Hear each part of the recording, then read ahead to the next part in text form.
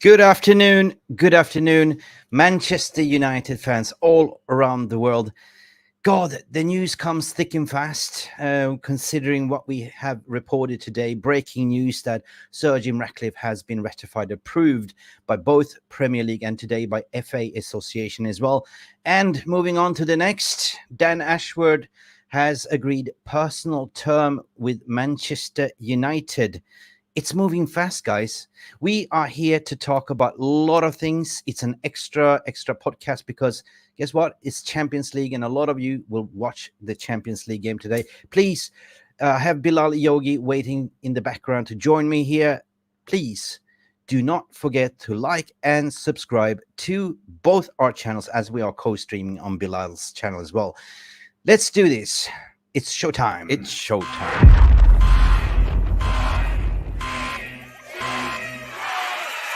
Welcome back to MUFC Realist TV and Beat the Press. Please stay tuned to find out these top stories with your host, Mick Ruby.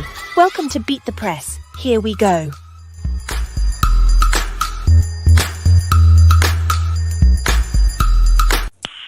Okay, let's go. Okay, let's go, Bilal. Okay. What on earth is going on? Are we on speed here? Seriously, Bilal, we did the podcast yesterday. We were talking about the amazing speed lightning, grease lightning. And lo and behold, we got approved by Premier League. Sir Jim Ratcliffe was approved by FA Association, wasn't expected till next week. And now, boom, Dan Ashworth's story is coming out to say that, you know what? Ashworth has agreed to join Manchester United. We're going to dive right into that as well. Bilal, how are you doing? Talk to us, fans. Firstly, thank you, Mick. It's a pleasure to do a collaboration stream on my channel as well, Full Time Reds. An absolute pleasure. Love coming on your channel and the amazing work you're doing. Yes, me, you, and Andy Tate, not Andrew Tate, did a podcast yesterday, and things picked up. I said in the podcast yesterday that things will start to pick up, which they have done. Yeah, you did. And, I remember clearly what you said. We will move on to the next thing. This is old news already, the ratification. Yeah. The next thing, we move on to the sporting director. And you were right. Today, boom. Yeah, boom. They're obviously making moves, and it's not because me or Mick are some sort of geniuses and know what's going on the inside. You can just see the way these guys want to operate. And I think, to put this into context, why are they moving quick? It's more because a lot of the people they want to employ might have gardening leave, meaning technically they cannot work for the club. So somebody like Dan Ashworth, if he does come in, depending on what the compensation fee is that is paid, he might have to technically won't be able to start work maybe until the summer. So that's why they're trying to get things in motion very quickly. Spot on. You're 100% right, because that is my expertise area. We worked in HR for so many years. So absolutely right. You have garden leave. You have something called, notification period as well that you have to give. And most directors, they do have 6 months notification period. And that is a fact.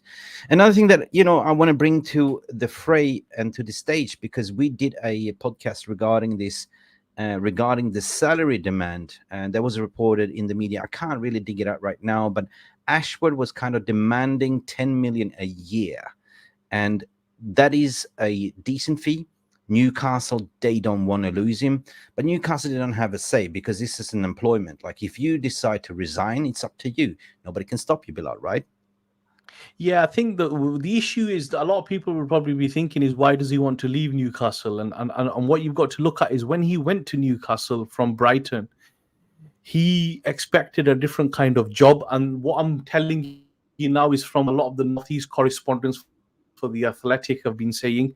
And the job he actually walked into was different to what he thought he was walking into. At Brighton, he had a lot more control.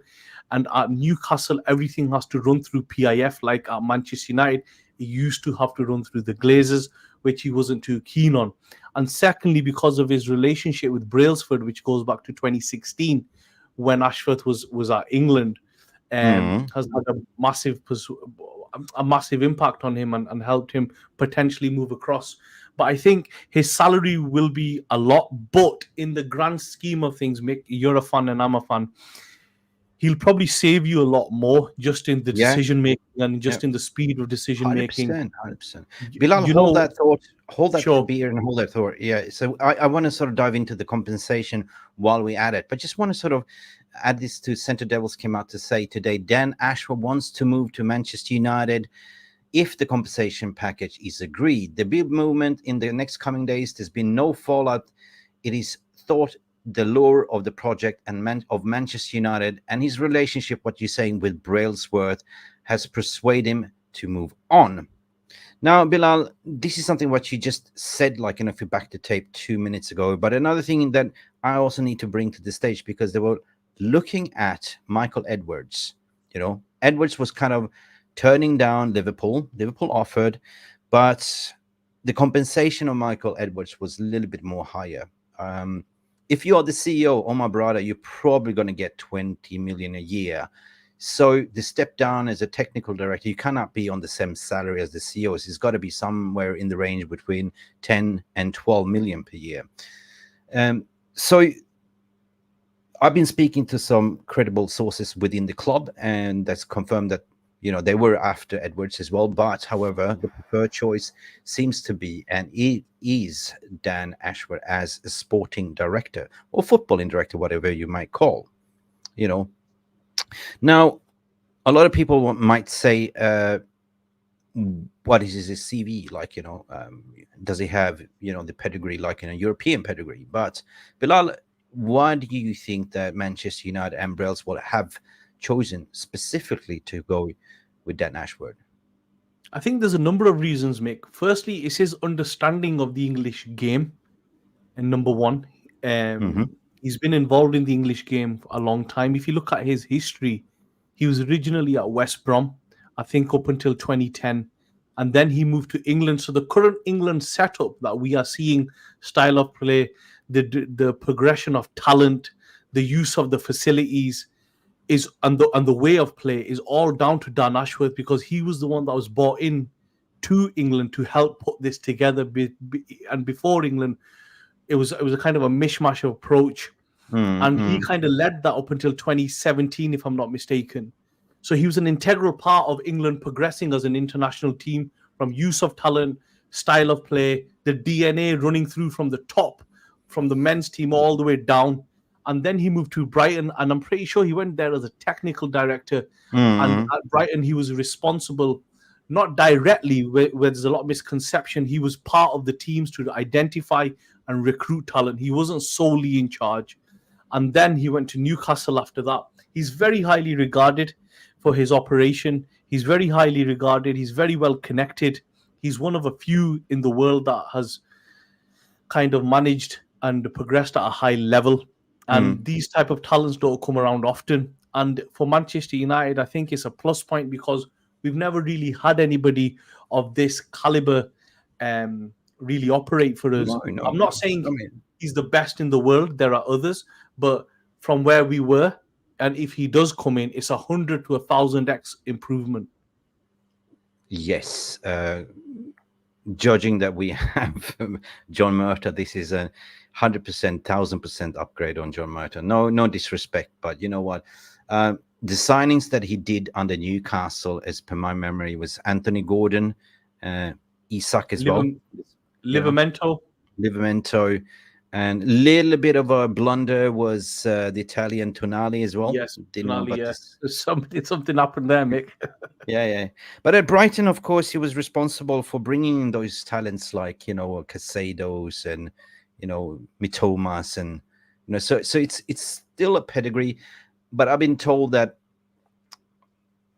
when Manchester United come knocking on your door, of course, this is an exciting project. Like, and of course, you want to be at the bigger club at the end of the day, right?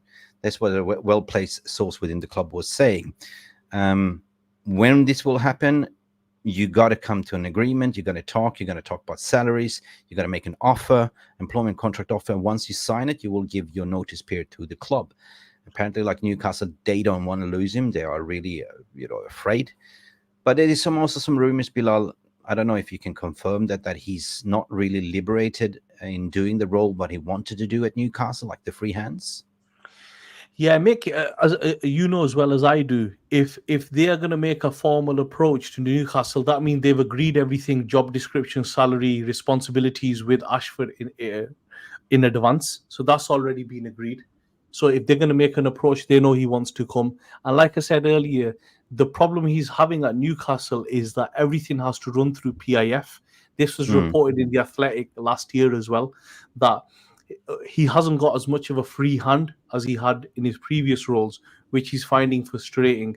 And the thing is, we've all kind of covered on our channels regarding the takeover, and we've always said the proof will always be in the pudding, right? No matter what is said, the proof is in the pudding. And where we have to give credit is the two appointments. Well, the second potential appointment that the new regime are making is on the right lines. You know, they are not.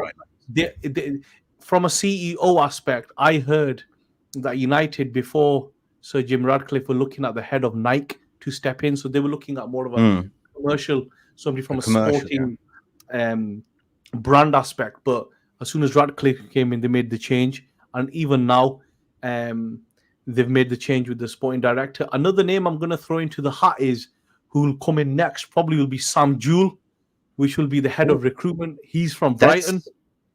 Sam Jewell. Yeah, that was kind of the next point. You're jumping the gun here, Bilal. That is kind of the next topic that I want to discuss. Yeah, and then you can save that, because at the end of the day, we have a responsibility for the viewers as well. So everyone that's tuned in, I know we usually don't go live at this time. Do apologize. Yesterday we were live, and the technical issues we have with the chat. Now it's working. Now we can see you guys. So please come in with your comments and let me shout you out. Lenzel Jr. is here to say hi, Mick. How you doing, Lenzel? And Jolly Malmin, what you saying here? If this is true, call me shocked. No way I can see this happening so fast. And that's what we were saying yesterday. One of the reasons, just to reply to that comment again, is I think these, more from my understanding, is Jal, that these guys will have notice periods. And one way around the notice periods are gardening leave. One way around it is if United player pay a higher compensation, which could work in their favor. But again, we'll have to see how this is going to move quick. True. But another thing is that you don't resign because usually you have bonuses attached to your salary, and bonus gets paid out. We're coming to the February. So if you made it to end of February, you get your bonus payout as well. Or in March, I think. I think these bonuses can be worked around, compensation packages and stuff. But things are moving quick. Yeah, what Ronak and Josie, big up to say one of our members, things are moving quick, 100%. But this was always being the case. Like once you've been ratified or approved, you're going through the SEC filings, like the New York Stock Exchange got that approval. Then you have to go through the FA, that was approved, and Football Association. And then you come down to what was reporting today. There is a deadline. There is a tender offer to buying the Class A shares to complete his full takeover in what he's offering. The Class B has already been voted. That is the Glazer shares. And you mentioned something to me regarding this tender offer.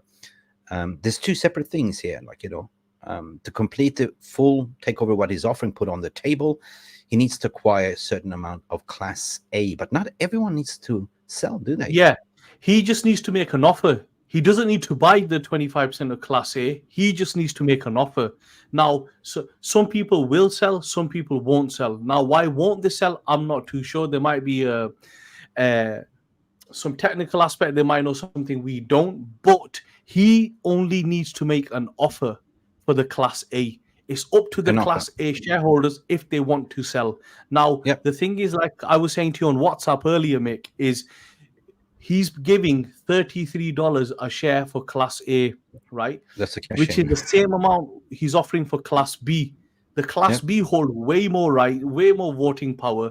So the Class A shareholders are getting a really good deal for this. But they do not need to sell. He just needs to make an offer, which he has done. Yeah, but at the end of the day, Class A, it could be you, could be me, going through a normal brokerage at the end of the day. So the broker also needs to throw the hat in the ring to say, listen, I represent my client. Yeah, you have to opt your shares, put them up for sale on this $33 per share. So, It's a good deal. It is a good deal. If somebody 15 years ago, whatever, 10 years ago, when it was floated on the market, bought it for $11 per share, Jesus Christ. If you bought them last week for $20 a share, and you're now in a week getting $33, it's nearly double. Yeah. It so is.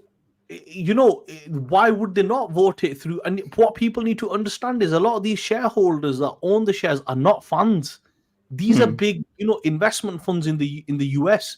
They do not care if United go. They are purely looking at it from a business proposition. No, of course. You have hedge funds that are investing in they have portfolios, right? Investing in Manchester United Class A shares.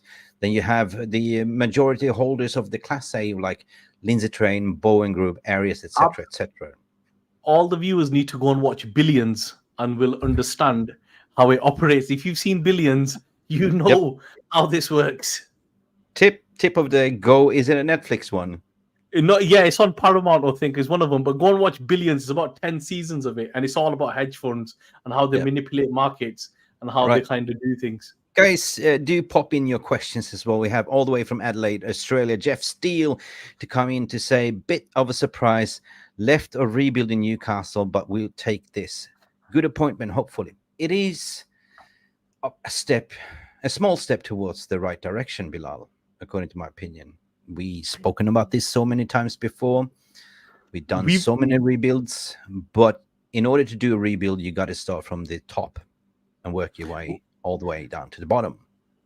Like we've said many times, Mick, the proof is always in the pudding.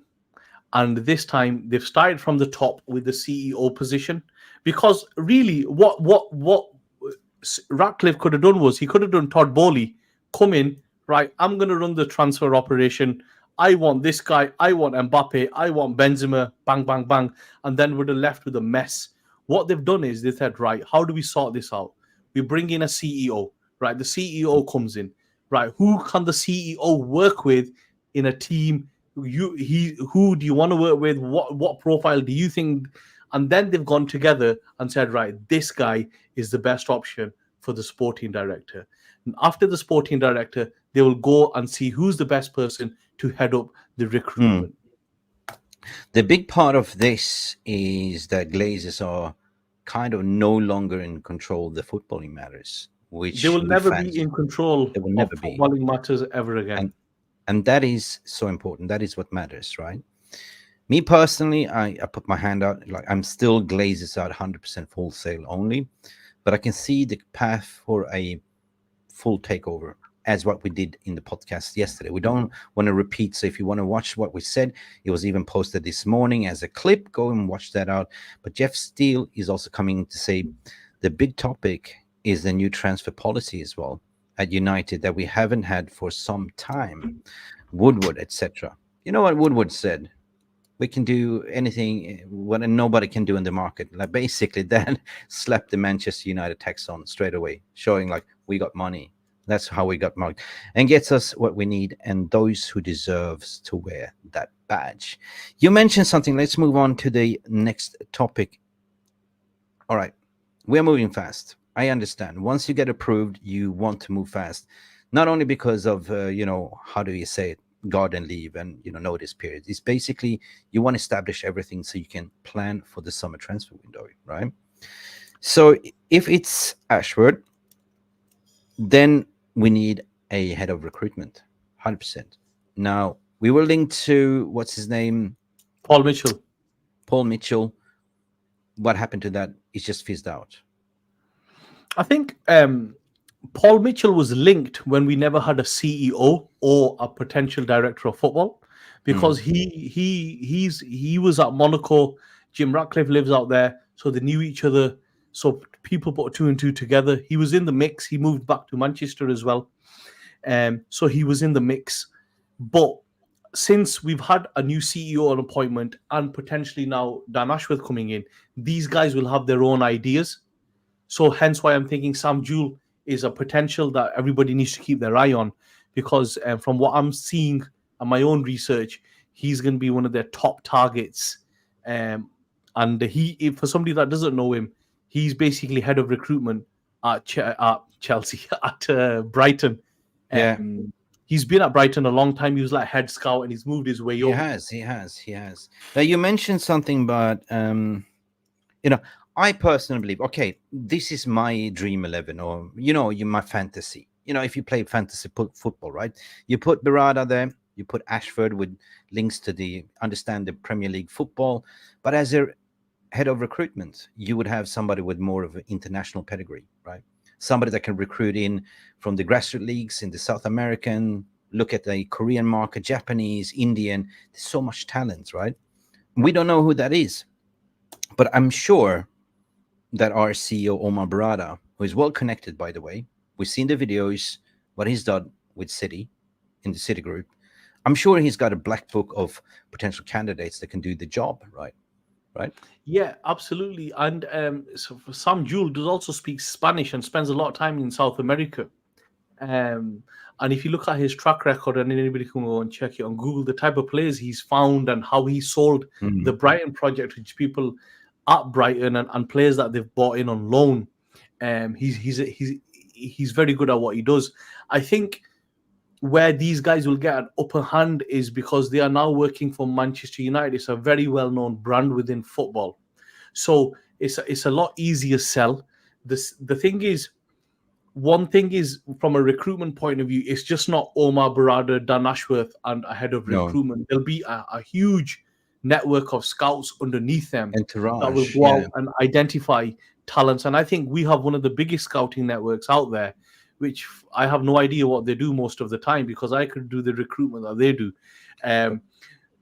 In South America, we have a huge network, and in Europe and in the Far East, we have a huge network as well. I think it's one of the biggest, Mick, in Premier League. Yeah.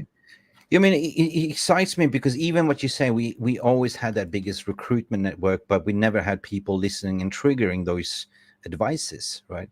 We always went for the shirt sellers. But I believe that those days are gone. The signings of those Galactico 100 million, 150 million pound players are gone, right? I believe that. Mick, at a point, what you said is very good. If you look at from a recruitment point of view, I forgot the name of the team in Spain, the city's Girona, yeah. Now look, I think their total budget for the team is 20 million. The total budget of that team is like 20 million. So look how well that's been sourced, recruited, and they're like second or third out now, and their style of play. So it's not about, we've had Falcao, we've had Ibrahimovic, we've had tried them all. So, it's not about the big name, it's about who fits the profile of what we need. Exactly. It's the persona profile, the mental profile, the work ethic, the cultural fit. It's everything. It's the same thing when you're recruiting in for your company. The first thing you look at is there a cultural fit, because you have your values and beliefs, and you want to marry your values and beliefs to whoever you're going to employ, right? True? Absolutely. So there is gems out there. It's just about triggering that deal and creating like persona profiles for each position, right? And one thing that I'm excited is about, because now we're going to create a vision, right? How we're going to play, what kind of style of play, recruit around that ethos, not around the manager. So if Ten Hag gets to go within a year or two, we just recruit another manager that will play our style of football. Yeah, and what we'll also start to do is we'll start to purchase players that fit what we need, rather than saying X is on the market, shall we buy him? Y is on the market, shall we buy him?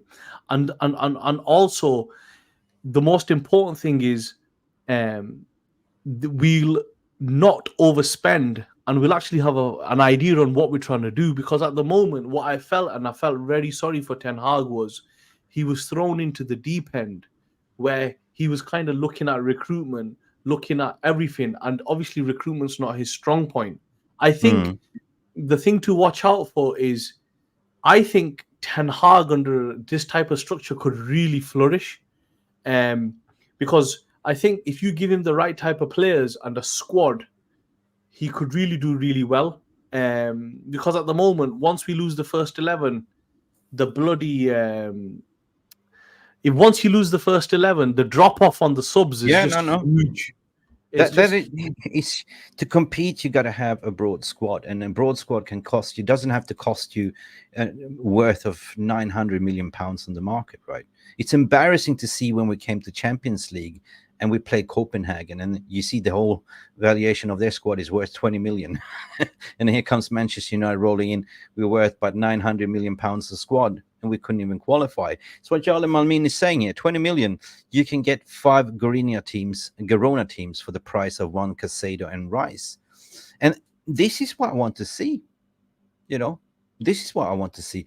I want us to scout and bring in players that we never heard of before, but players that can actually do something, right? Doesn't have to be the clear and obvious, right? Do you remember when we signed Malacia? Yes, never heard of him. Never heard of him. And I think, but one thing, Mick, as all of us fans need to we need to bear in mind is we're never going to sign a player for $1 million or 2 million, because it just won't happen at Manchester United. We're never going to sign like a Brighton do for 3 million, 4 million, 5 million. McAllister was like 5 million for them. We're always going to end up paying 10, 15, 20 round about that. But that's still a very good deal for us. I can't see us getting a player for like $1 million, because there'll always be a United tax, but it's how we go about it.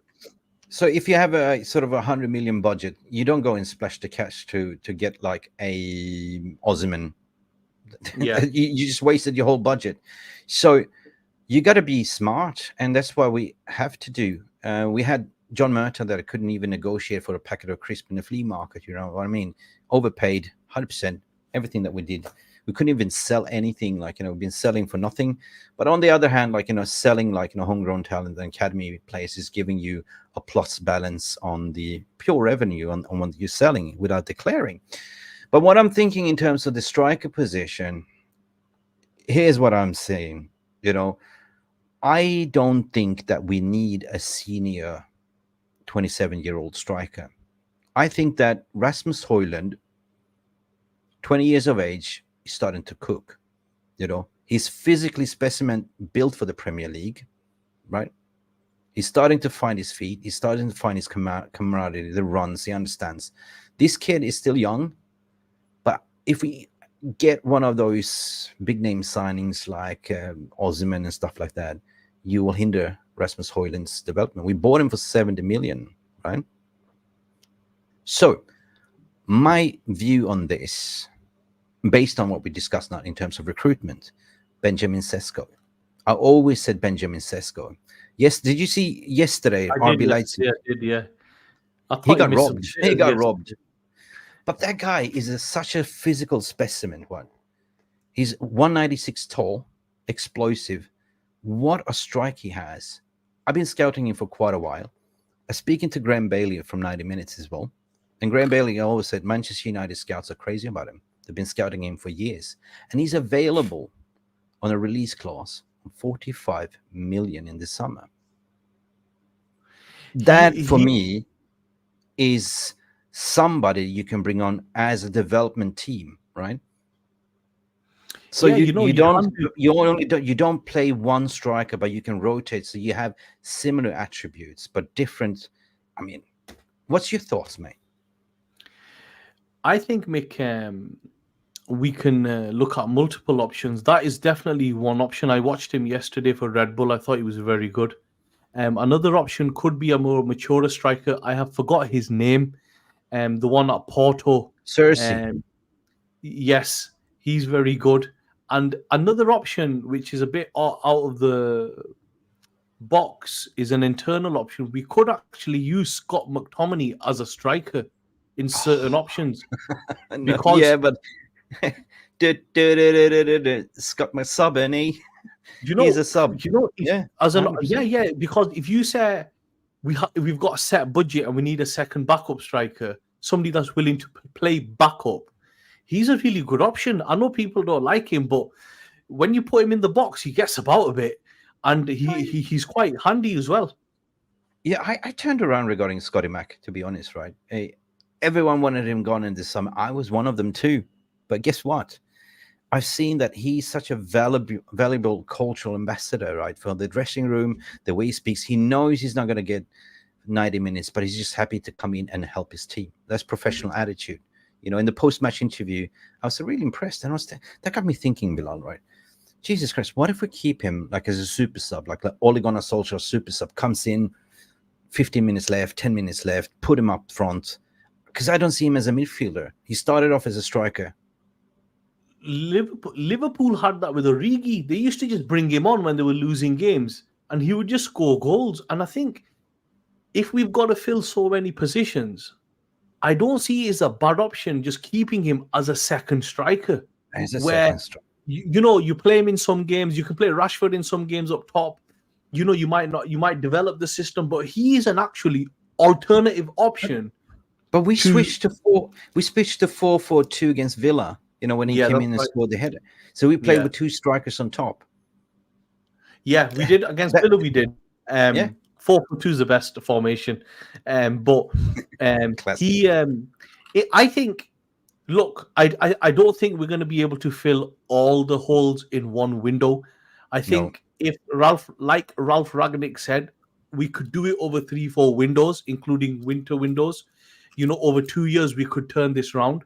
But what I'm saying is he's somebody that gives you goals, right? He's easily a 40-45 million pound player now. Conor Gallagher's being quoted at 50 million, and he's crap for Chelsea. So Scott McTominay gives you go. He's terrible, that Conor Gallagher.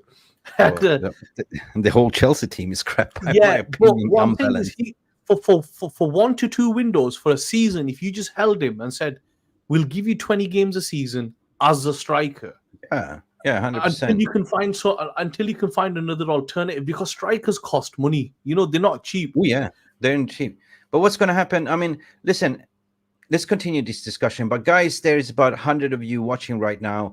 Please do us a favor. You know what to do. It's free, guys. If you haven't subscribed, hit that subscription button. We are on 21,000. We just reached over 21,000 subscribers on MUFC Realist TV. Hit those thumbs right now, right here, right now. Put your fingerprints all over it. Smash it right now, right now, right now. It is free, guys. And you know how important it is with YouTube algorithm nowadays with the likes, Bilal. It's it's not about the subscription. It's about, as many likes you have, YouTube algorithm thinks, oh, this is great video. We're going to promote the content to other Manchester United fan channels because we're just a minority, small one against the big corporate ones. You know which one we're talking about, the gold bridges and stuff like that. So please help this channel. Smash the like button right here, right now. Bilal, let's continue with the striker. I agree with what Madhouse is saying here. Sesko could have a hat trick yesterday. He's 20 years of age. He's similar to, he's raw. But I'm saying that I think those Galactical days is over. Take an Mbappe. There's an entourage. There's an enterprise himself, right? I think it was reported that he's demanding about nearly 200 million euros in sign-on bonus. And nobody want to pay that anymore. Like, who the hell do you think you are? His mother is his agent. It's become like a family business. Who's going to pay that money? Right, I believe that he will stay at PSG. Saudi. Yeah, you never know. Right? You never know. I believe that Benjamin Sesko is the one. And then if you look at the way I understand the way we're going to operate is about optimization, right?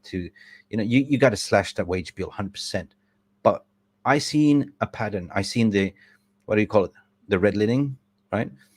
The ones that we sold is the one that is not good enough for the squad. Not everyone can get minutes, but the ones that Ten Hag and the recruitment team sees as the world beaters to come in the next season will be the ones that currently are on loan, like Alvaro Fernandez, understudy to Luke Shaw, definitely playing at Benfica. Then you have Dan Gore, 100%. I believe in Dan Gore as well. Then you have Amad Diallo is still kept in the club. He's got a role to play. So we are filling those positions. We have Willy Kumbala, that is kind of young, still under development. They're looking at Jean-Claire Todibo to bring him in as well. That's another 40 million. Potentially we can get it cheap. So you're saving yourself a lot of money in the transfer market. Kobe Mainoo, by the way, his value, if you'll go to the market, this type of profile, you will easily pay 100 million It's like Declan Rice. It's like Casado, So we saved ourselves 100 million by having that ingrown talent. Enzo Fernandez as well, yeah. Yeah, and remember that Enzo Fernandez, they bought him in cheap, right? Same with Casado, they bought him in for 7 million. Chelsea, Brighton at that point, and that was Ashworth that was sitting there as well at that time. Correct, yeah. Correct. The problem was there was just to give a bit of the viewers an insight. At the time, United were looking at signing him under Solskjaer, and he had like 5-6 agents working on him, so United couldn't determine who his main agent was and pulled out the deal. And Dan Ashworth managed to get the deal over the line for like 4 or 5 million, which was fantastic. He was a very good player at Brighton. So that was a Dan Ashworth signing. There was two strikers that I really, really wanted, and that is pure gems, raw, but I can see there can be world beaters. There was one we were heavily linked with. We didn't pull the trigger. Went to Benfica. We're talking about Marcos Leonardo, 100%. Brazilian, right? We didn't go for it. He went from Benfica, and you know what Benfica will do. They bought him for cheap, 15 million, and they're going to sell him for 100, 110 at the end of the day. That's what they do. So it's all about getting those talents on cheap and start potentially sell them as well for big profit. Sir Alex Ferguson used to do that.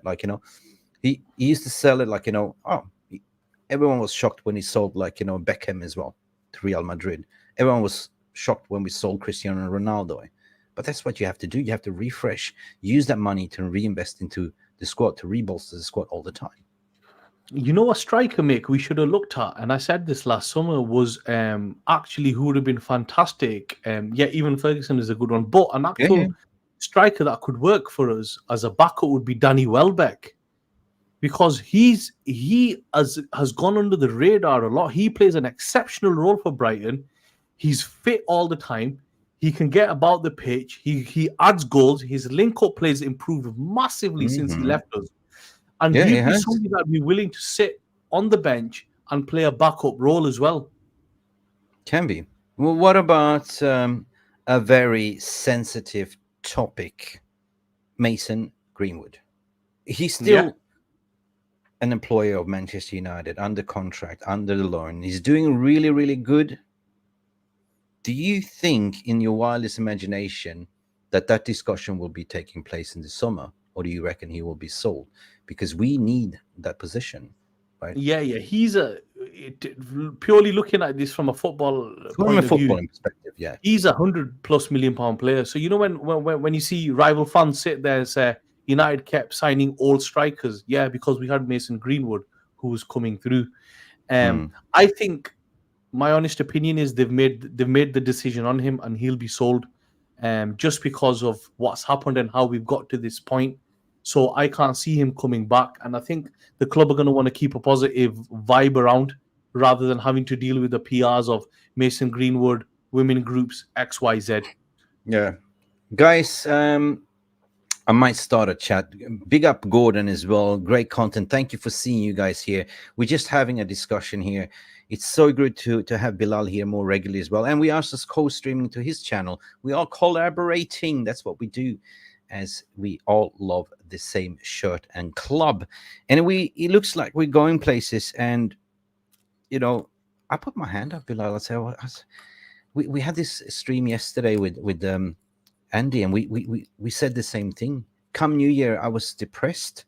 Like I fell out of love with this team, with everything what was going on. Just ran out of energy. Like my candle burned down to the last limit, right?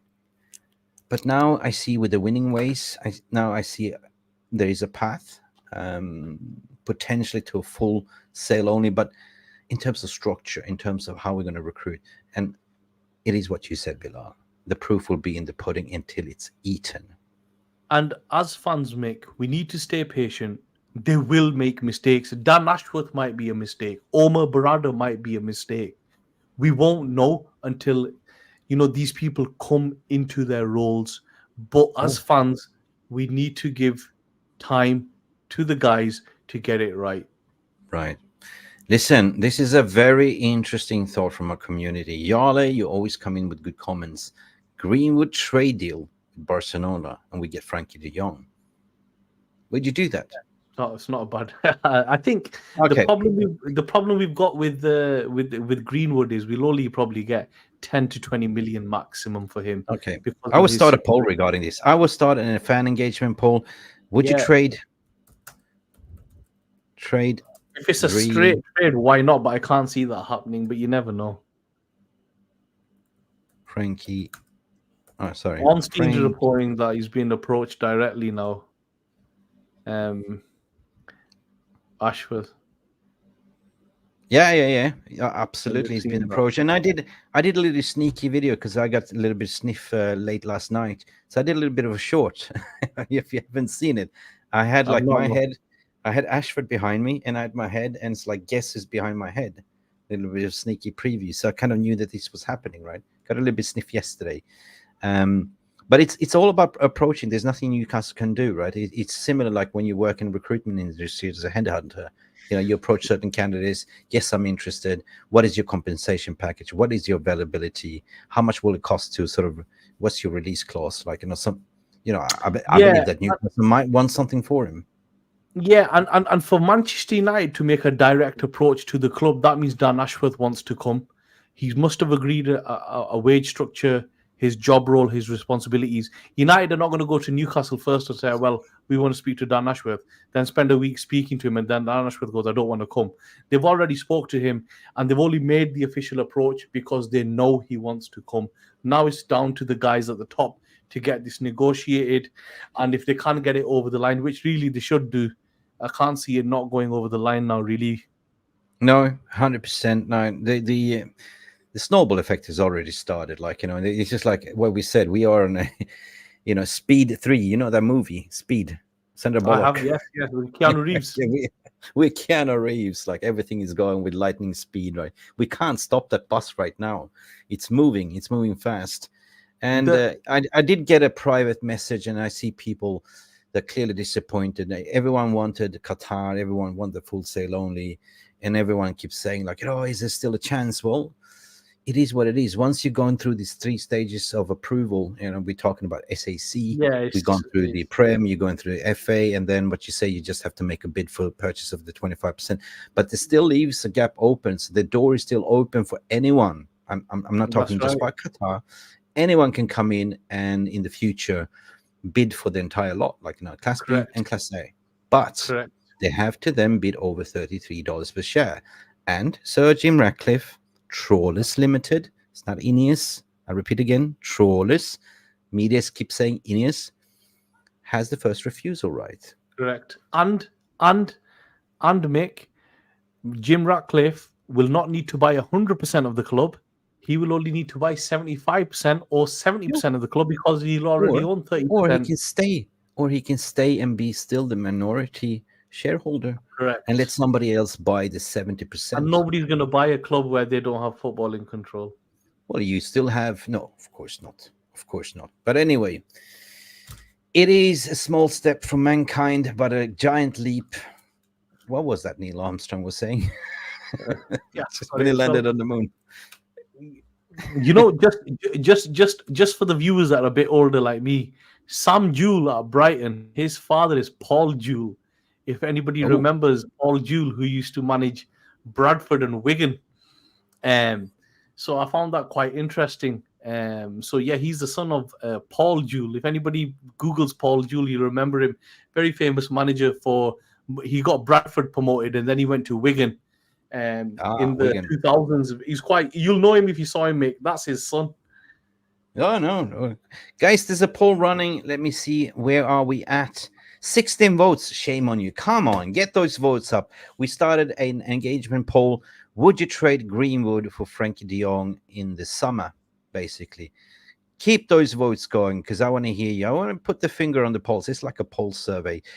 So big up for everyone that's coming in. Yeah, not true. Guys, we do have some.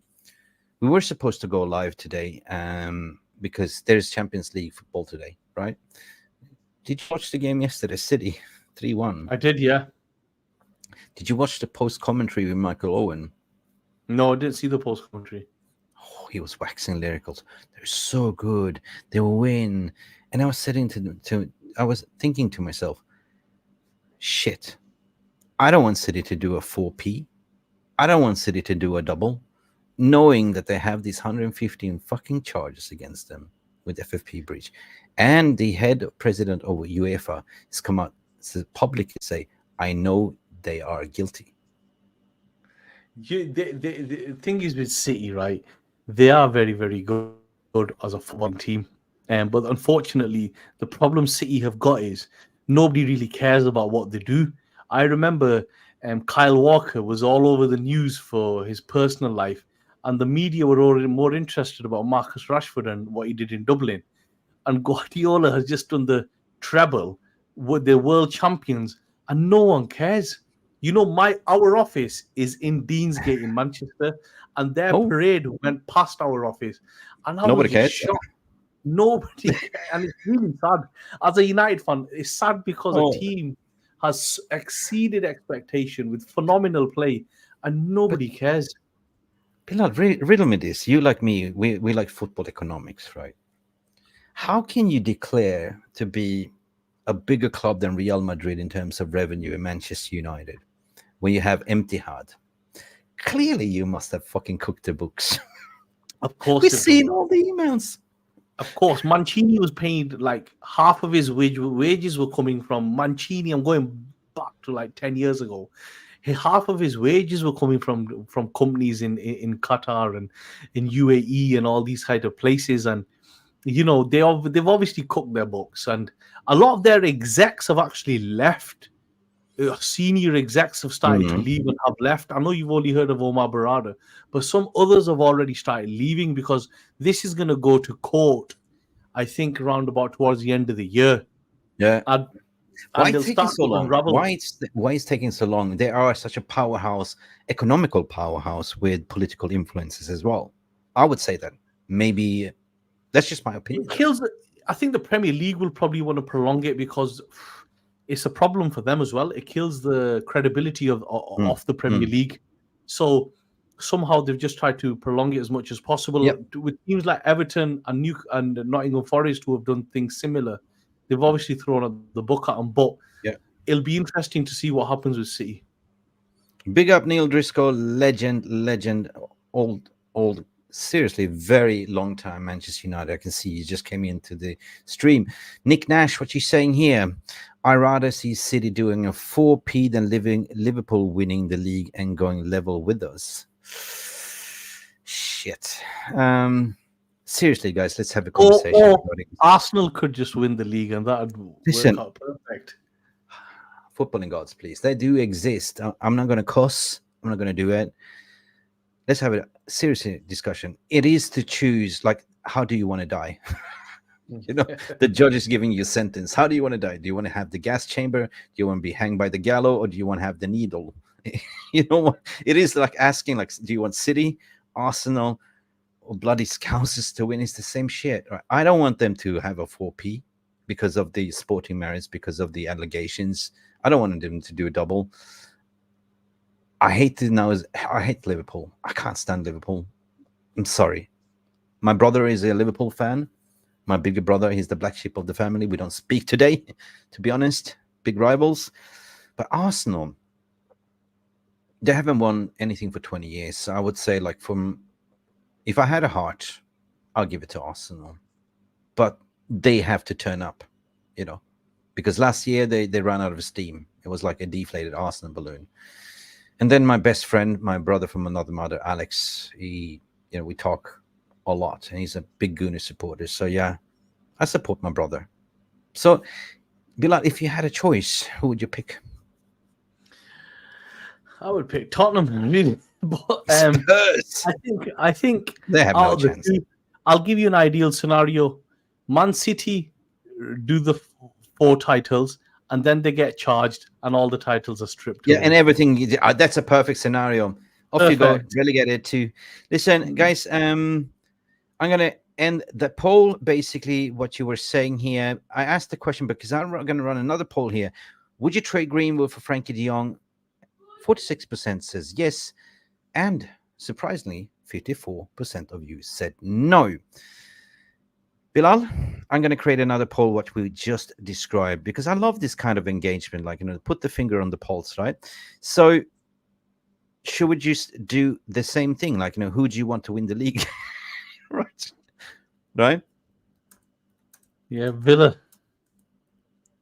Oh, we have only two options. Yeah, so City or Liverpool. Okay, we have, sorry, I put cheating. Sorry, like, guys, bear with me. City.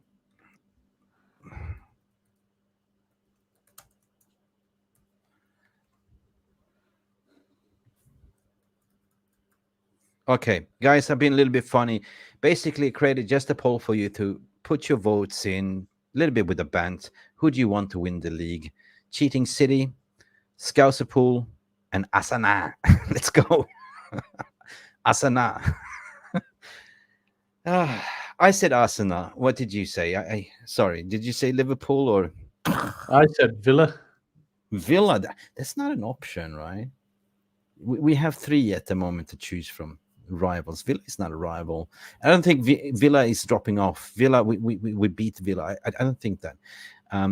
The closest to win the league is definitely Arsenal, City, and Liverpool. And surprise, surprise, United might get fourth.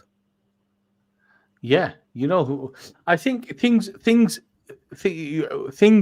change. Mick, one point I read up on, I think is important to share with the viewers is what Ineos will also do is they will look at the highest paid players in the club, so Varane, I know that. Casemiro, Rashford, and they will see how much value they are getting out of them for the money that's being paid.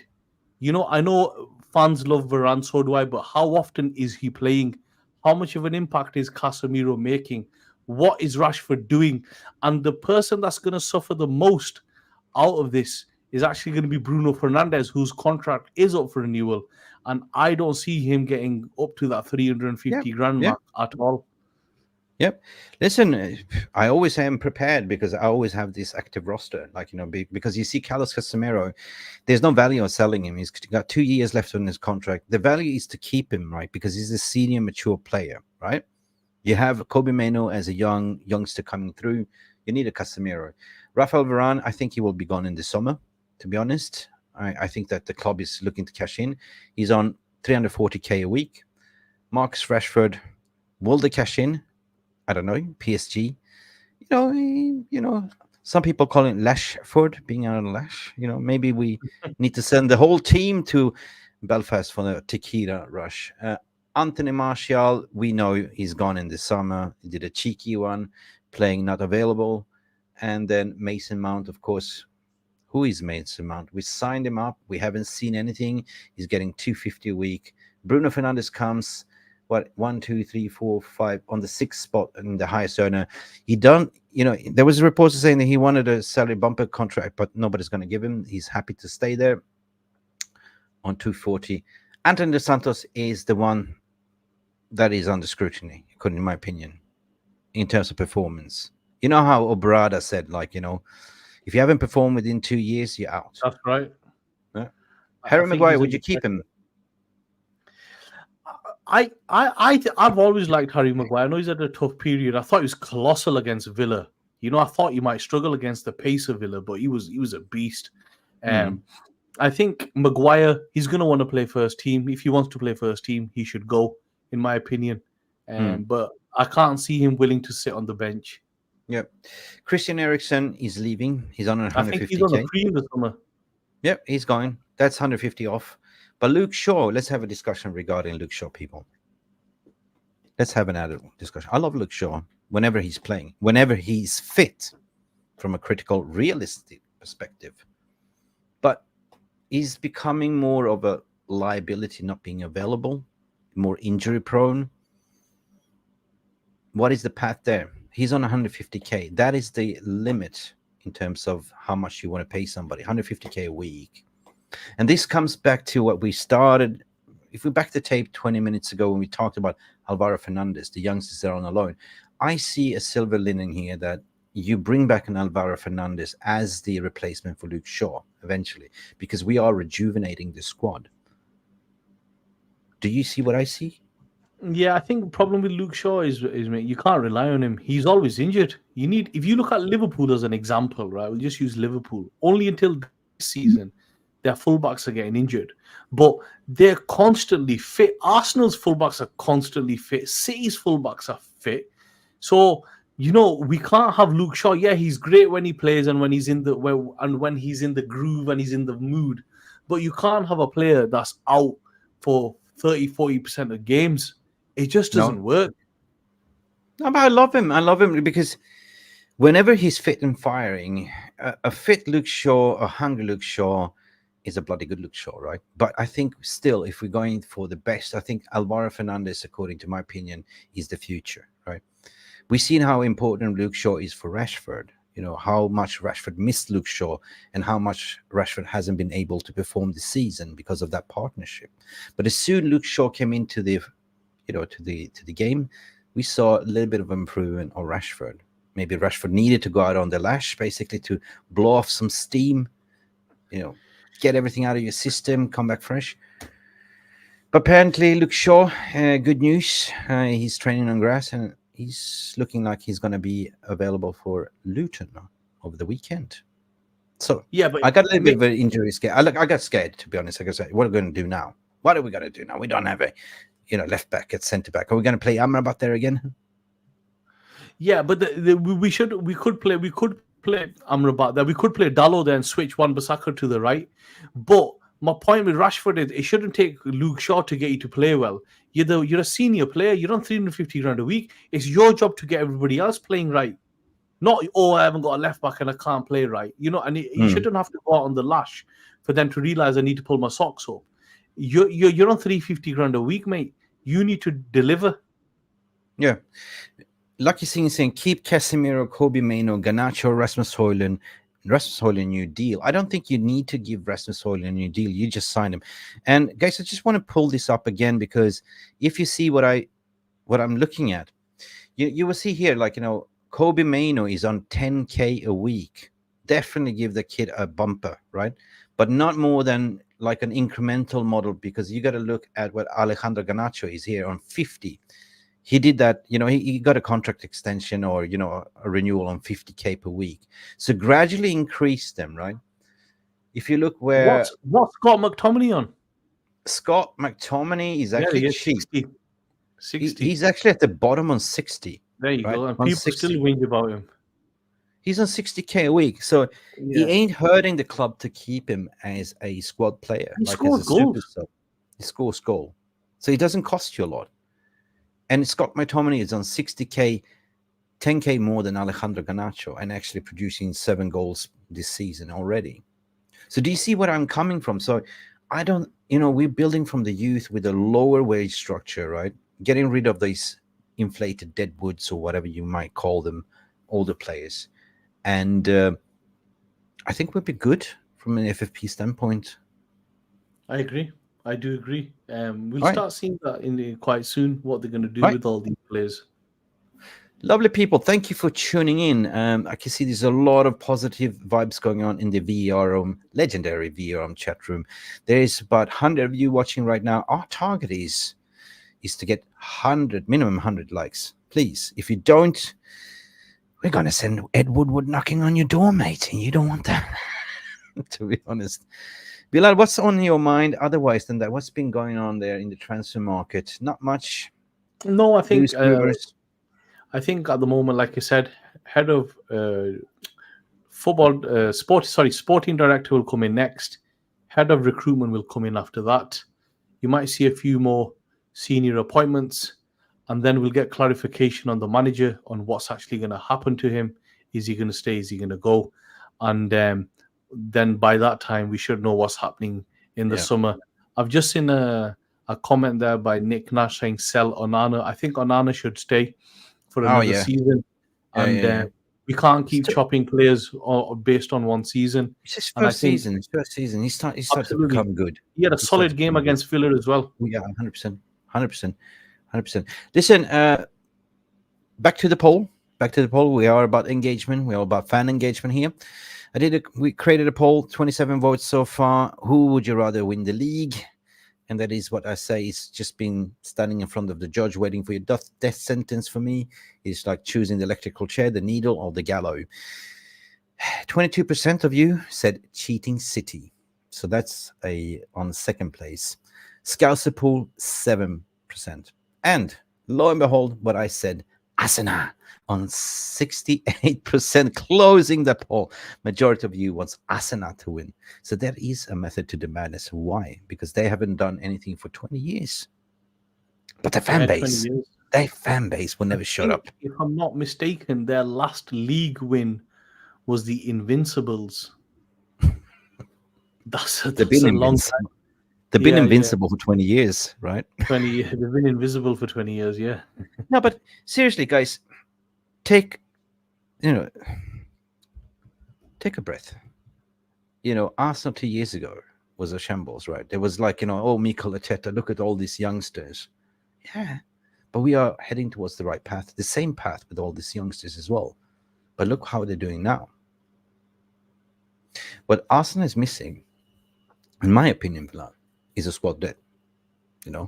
Did they go and splash the cash 100 million for Declan Rice, where they could actually bought 4 or 5 players for that? But Declan Rice has been delivering for them. Yeah, he's a beat. You know what? I did not rate Declan Rice at all at West Ham. I thought he was well overrated. I thought he was about a £50 million player. What changed my mind was when I watched him play for Arsenal against Liverpool at Anfield. This guy was a beast. He's one hell of a player. I really rate him now. I think they've done well with him. He's much better than Caicedo. Yeah. At the moment. Listen, bring back. I would love to see it, right? I want to finish with a positive note. I mean, we are back on winning ways. It feels like it, in terms of we haven't seen this for a very long time, that we're actually doing a proper rebuild. I would say like, a cultural reshuffle, rebuild everything, right? From a structural point of view, from a recruitment point of view. And we've seen that Jurgen Klopp is leaving. They're in the mud, Liverpool, definitely. I think that Pep Guardiola probably will leave and coach Barcelona again. If you've seen the Barcelona Files, the documentary. Yeah. So there is football goes in cycles. So this is how do you call it? The reset button, right? Now is the time for a new era. And I believe, and I miss the old battle between Wenger and Sir Alex. There used to be Arsenal versus Liverpool. And I believe there's something delusional inside of me, or something romantic, to believe that I want to see the replay of that. I think that it will be Arsenal and battling with Manchester United again for the next foreseeable 5 years, if we are doing this right. Bilal? Yeah, Mick, also, like I've said at the start, is fans need to be patient. There's no quick fix. There will be mistakes made. So fans need to be patient and get behind everyone that wants to do well. Stephanie Griffith said, "Invincible to unconvincibles." Oh yeah. Listen, it is a tight battle there up in the top race, and 2 points separating them. Actually, no, City has 1 game less played, but this is going to play out really, really nice. I think that top 4 this year is going to be one hell of a thriller. So buckle up. It's going to be a Netflix blockbuster. Now, as a United fan, I only look what we are doing. I don't look at the table at the moment, Bilal, because I want us to win every game by game. And so far, since we came back from the international break, we've taken maximum 6 points. And on the weekend, we're playing Luton. It could be maximum 9 points. And then we have Fulham at home. Can be another point. And this is a big build-up for the City. No, Forest is in the FA Cup, yeah? We can go deep. But then in March, we go to Etihad. And by then, we should be all... I mean, we're coming up from the preseason, a 6 months long preseason. We started to kick off now. So what is to say that we cannot go on, get on the bike and go on a winning streak like we did last season? So got to believe. Do you believe? Absolutely. Can we get top 4?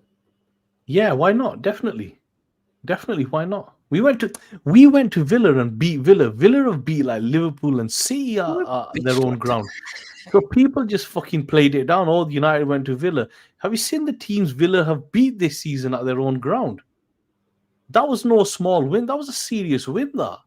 Yeah, it was a serious win to go to Villa Park. And Villa Park, by the way, like, they bitch slapped City, they bitch slapped Arsenal as well, they bitch slapped Liverpool as well. Yeah. So for us to come there to get a win, I think it was a massive win. You shouldn't undermine it. You should be proud of yourself as a United fan. It's positive. Yeah, but, we went there. We did our thing. We fucking beat Villa at their own ground. So why can't we get top 4? But it's still that PTSD, that doubt. I get that. I do get that. Because we shouldn't underestimate Luton, which has been the surprise team. But they're a little bit of a yo-yo, like unpredictable, right? Didn't they just bash Newcastle 4-0 at home? And they played 4-4 against Brighton? It was against Newcastle. Yeah. They're a good team. They're a good team. And then they lost against the bottom half, which is Sheffield United. So it's a little bit unbalanced. But I'm saying that we shouldn't be too giddy. Like, we should always respect the opponent, right? It's up to the players with the mentality to rock up there. Don't underestimate it and just play your game, right? We'll do a full preview. We'll do the manager's press conference. We'll listen to what Eric Ten Hag has to say. I think the presser is on Friday. They were supposed to do they do pressers on Friday, right? That is the standard. Yeah, I think if we're playing away, we do it on a Thursday. Yeah, on Thursday. So that's tomorrow, probably. Is that presser tomorrow? We're away, so I think there might be tomorrow actually. Oh, I might check that, because we usually we missed it last time because the condos, right? They said the presser would be on a Friday, and they just literally change it to Thursday. So if it's a presser tomorrow on Friday, we are here live, covering this live, broadcasting the presser live, so you can watch and comment. 60 likes of you, please. Speedo, they beat Brighton. Big point. They beat Brighton 4-0 and Newcastle ended 4-4. That's the way it ended. Yeah. But guys, let us know, as a fan, do you believe all of a sudden? I mean, we are getting a little bit more positive, and we deserve this positivity right now. Do you believe that we can get into the top 4 or potentially 5, because 5th potentially gives you a Champions League? Or does it really matter, Bilal? Like, as long as we get into Europe, or does positioning matter for you? 4th or 5th? I think the higher we can finish, the better it is. You always want to finish as high as possible. So if we can get a 4th, I'd be happy with that. Yeah, let me just create a poll on that. Just a final poll, because I want to hear from you. It's all about your opinions. Do you believe United will get 4th? Okay, simple one. I don't believe we get 3rd, but guys, the poll is up and running. Get your votes in. 1? 3rd? No, 3rd. It's a long shot, but 4th we can, 100%. And if we do get 4th, you got to take a step back in memory lane and just remember the struggle, right? Where we are right now, it's a miracle, isn't it? Barring with all these injuries, it's been so unprecedented, with the takeover, with all the scandals, with all the media leaks and shit like that. And you as a manager had to sort of manage all that shit, to be honest. To be in the position where we are now, I think it's a big up. You got to give the team and the manager a little bit praise right now, because they're showing resilience. They're showing the fight. They're showing that we fucking want to win. We want to get into that top 4, right? So play like you mean it. Yeah, absolutely. We need to stay positive and aim for as high as possible. Yeah. Listen, at the end of the day, Lord Voldemort is saying top 4, not this season. He does not believe. Welsh Girl 68 is saying we're becoming more stable. Thank God. It's all about stabilizer. I agree. We are becoming stable. We are getting there. We see the faults, but we are slowly getting there. That's what I'm saying. 5th, what Danny B is saying, if everyone is fit, Noah, big up Noah. It's been a while, man. One of our members here as well say we will get 4th. Some believe. Jeff Steele, what you're saying here? Adelaide, Jeff Steele. We always have to steal points. Jeff, steal, you get my joke. Bad joke, steal points. Mick, we're on 11 points behind third. With 14 games remaining, third is very gettable. I'm not going to get that gassed up. I think the last time we clawed like that kind of points was when Leicester were ahead of us under Solskjaer. Do you remember, Mick? Yeah, it's all about fitness. I saw reports Liverpool are suffering injuries now. Who was it now? Trent Alexander-Arnold are injured. It's all about fitness of the squad. It is. It is. So it's possible. It's football, people. It's football, baby. The ball is round, like Zlatan was used to say, and anything can happen. That's the thing. It's the law of physics. What comes up must come down. Simple as that. And Jesus Christ, coming in here, Raw, we have gifted membership. Oh my God!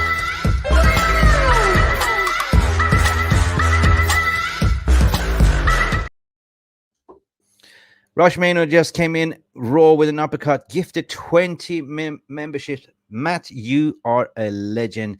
Listen, do we have our reading goggles on? Let me just bring out who has been gifted a membership. And just in the meantime, guys, thank Rush Maynard. Let me see. Oh, God, this is moving so fast. Excuse me if I'm slaughtering your name. I'm actually dyslexic, to be honest. Joey75, welcome to the members. Nick Spooder was gifted a membership. Compost Smurf as well. Sean was gifted a membership. Review of Random. Linda Warrington, big up. Welcome back, Linda. Bobby Hunter, Andrew McFarlane, Glenn Högman. This sounds like is a Scandinavian name. Glenn Högman was gifted a membership. Chris Haggis, Salami Ergin, must be Turkish, Ergin, maybe. I don't know.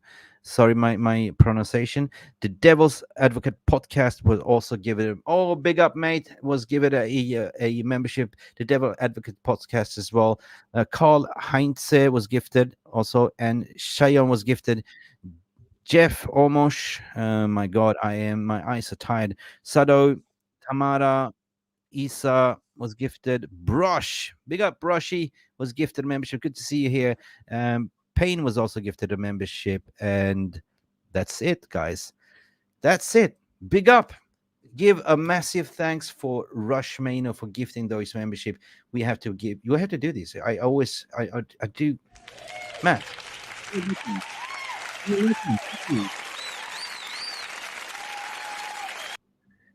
Do I dare to say how much this means for the channel, right? For you that don't know, we're just a smaller channel. You know, we are we're kind of independent, non-corporate, mainstream media. Like, we're not sponsored or anything. Everything that you see here is raw, genuine, produced. A lot of hard work's put into this. Sometimes you get little sleep, but at the end of the day, we come here because we love this community. We love this club, and no matter where you are in the world, what color of the skin, we all Manchester United supporters. Your membership means a lot to us.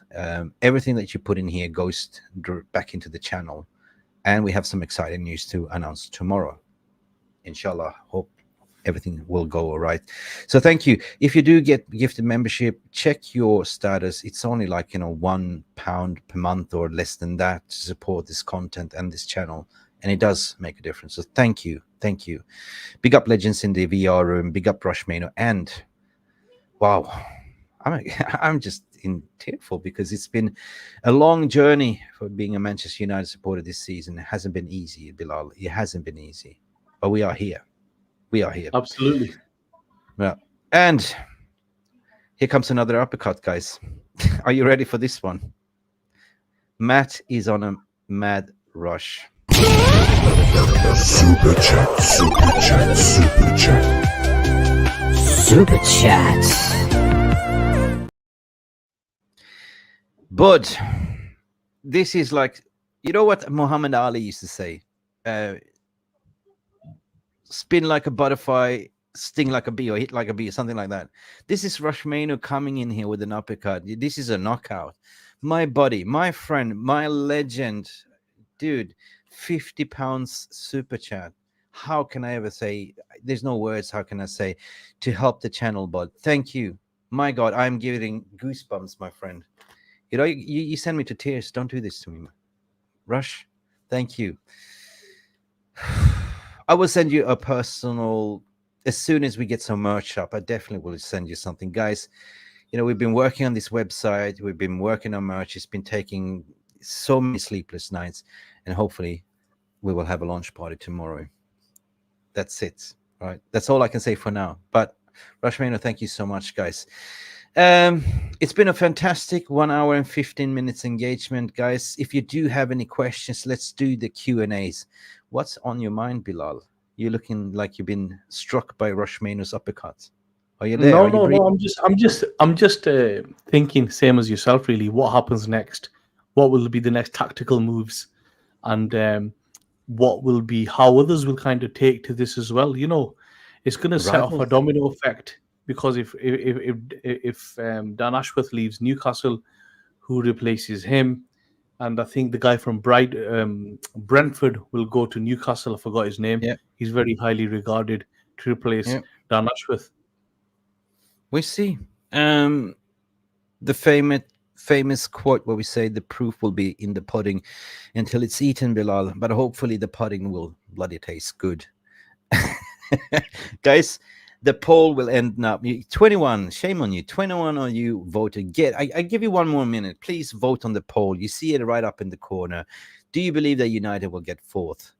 Currently, it's setting 52% says no, you don't believe, and 48% says yes. Get your votes up, guys. We have 1 more minute, and there we go before we close the shop. I'm energized. You should be.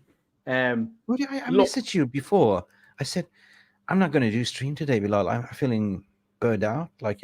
We were supposed to have a show today, Vicky, together with Andy Tate, but then we realized it's Champions League football and nobody wants to watch a stream when it's Champions League football. It's clear and obvious. So I said, we cancel this. We do something tomorrow instead.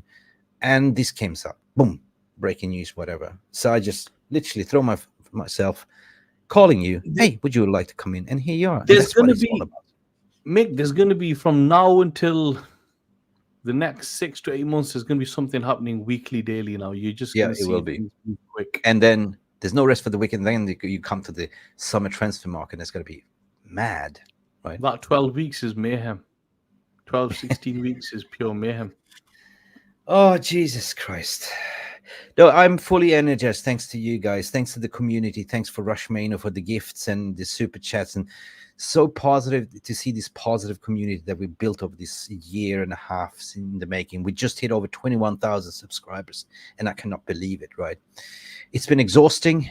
I'm tired, but we keep pushing on. We're steaming on strong. Absolutely. So if you do watch right now, if you're watching on Bilal's channel as well, you will see more of a Bilal and me doing shows together. Please go check out Bilal's channel as well. Bilal, what is your channel name for people that don't know? Guys, so seeing your face on this channel, but promote yourself now. So, guys, I'm from Full Time Reds. We're a Manchester United fan community as well. A lot smaller than Mick. We've just started off. We're only small. I think 700 subs. So, if you go into the description, please drop us a subscribe to our channel. Help us grow. Similar to Mick, we give you kind of an independent view. We try not to do clickbait. We try to give quality and try to well research the things we talk about. That's why I married you. Jesus Christ. No, seriously, I will update the thumbnail here. I mean, the description. I will put a link to Bilal's channel. You can just search Full Time Reds on YouTube and you'll see us. No, but I like to do the right thing, my friend. So, Bilal, welcome to the realist family and the independent world of uncensored football fan opinions and media. We don't shy away. We call a spade a spade. We got to keep a balanced approach. And what I say, peace and love and go bananas. That's what we can do, man. Absolutely. So that kind of wraps up the show. Just to summarize, it's been a lot of talks.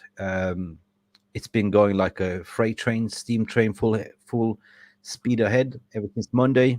It's Wednesday today. We got news to say that Sir Jim Ratcliffe was approved by SEC, then the Premier League, and there was a report saying that we have to wait another week for the FA approval. That was apparently approved today. And then we have a speed dial that Dan Ashworth will be the next sporting director, and things are moving quick. And what's the next thing? I think the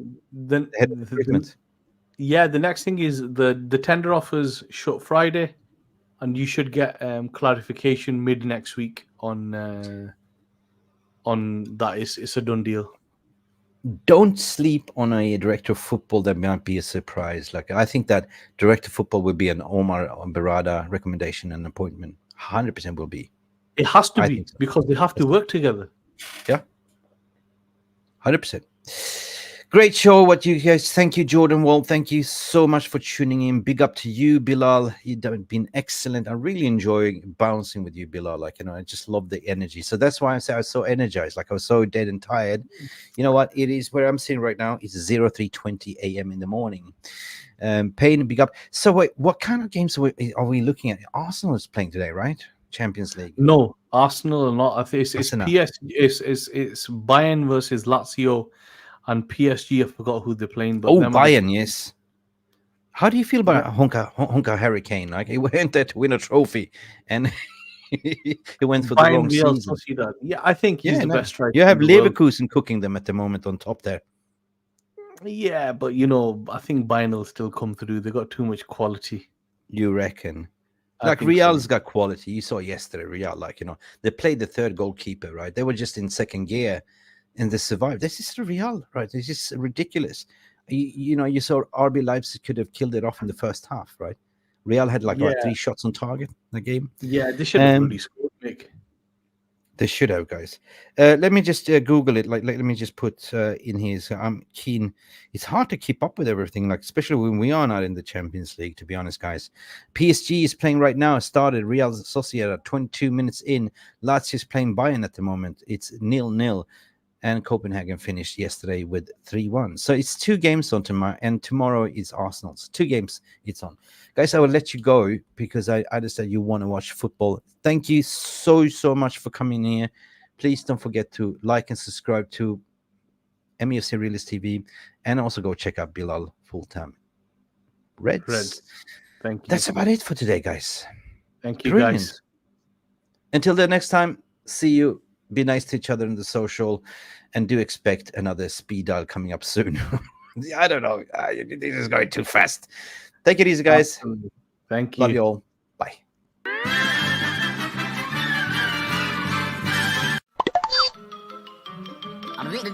That's all, folks. Thank you so much for stopping by and watching MUFC Realist TV. Don't forget to like and subscribe and follow us on the socials.